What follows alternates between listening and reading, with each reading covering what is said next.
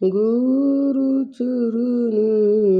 ठेविता भाव, गुरुचरणी ठेविता भाव, आपोआप भेट देव, आपोआप भेट देव, म्हणून गुरु शिव जावे, म्हणून गुरु शिव जावे.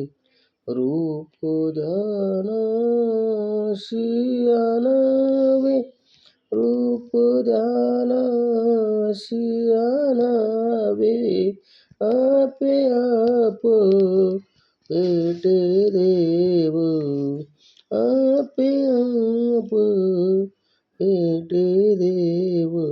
गुरुपाशी आई देव, गुरुपाशी आई देव.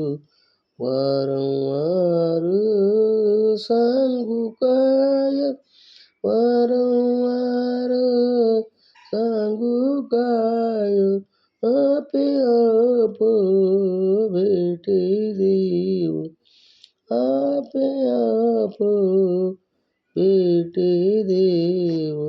तुका माने गुरु भजन, तुका माने गुरु भजन.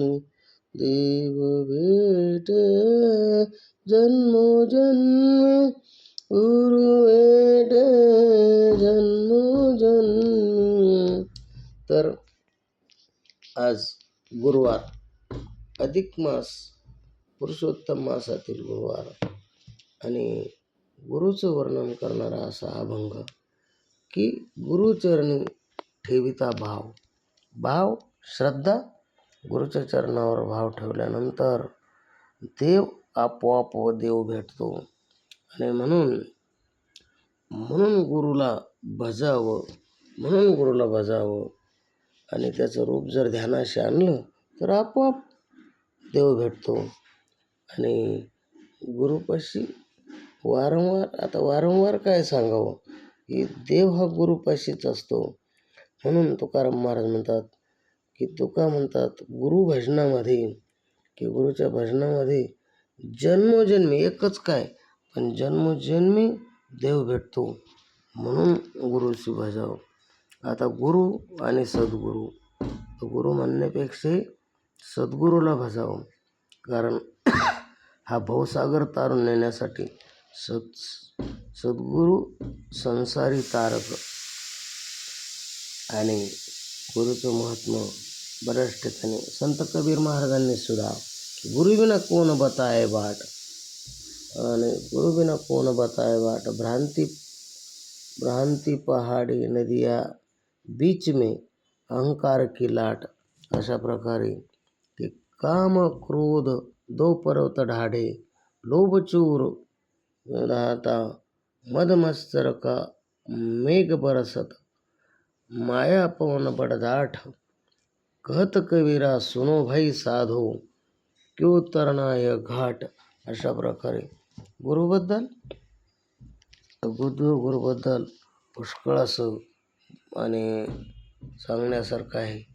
परंतु आज या निमित्तानं गुरुवार आणि गुरुवारी गुरुचं महत्त्व सांगताना खूप समाधान वाटतं. आणि म्हणून गुरु आणि जाणते न गुरु भजे, तेने कृतकार्य होईजे, जैसे मूळ सिंचने सहजे, शाखा पल्लव संतोष. की गुरुला भजलं की मग बाकी काही करण्याची गरज नाही. गुरुला शरण गेलं की, पण गुरु आणि सद्गुरूतील फरक समजून घ्यावा. गुरु प्रत्येक क्षेत्रात आपणाला काही शिकवतो तो गुरु, पण सद्गुरू त्याहून काय वेगळे. की सद्गुरू वाचून सापडेना सोय. की आपल्याला जर तरुण जायचं असेल तरी त्यासाठी सद्गुरूच हवा. आणि म्हणून सद्गुरू संसार आलिया संसारा उठा वेगी करा, म्हणून सद्गुरू केला पाहिजे. आणि आज आपण या ठिकाणी गुरुचं आणि सद्गुरूतील फरक आणि महत्त्व पाहिलं. रामकृष्ण हरी.